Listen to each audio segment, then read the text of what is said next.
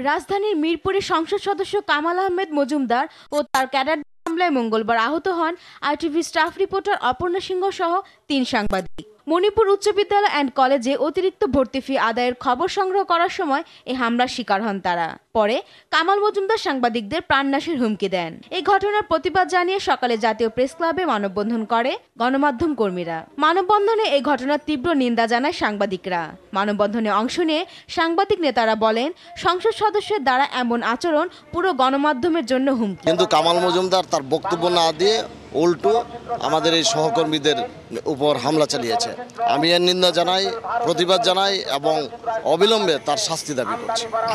সংসদ সদস্য হয়ে যেভাবে তিনি আচরণ করেছেন, এটা আমি মনে করি সাংবাদিকতার স্বাধীনতার উপর হস্তক্ষেপ।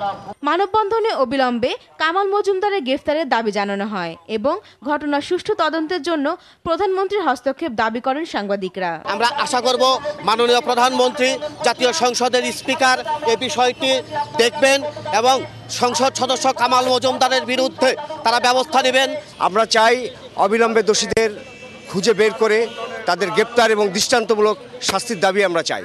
এই ধরনের ঘটনা সাংবাদিকদের সত্য নিরপেক্ষ সংবাদ প্রচারে বাধাগ্রস্ত করবে এমন মন্তব্য করে সাংবাদিকরা তাদের জীবনের নিরাপত্তা দাবি জানান। আমরা মুক্ত সাংবাদিকতা করতে চাই, আমরা সাংবাদিকদের নিরাপত্তা চাই।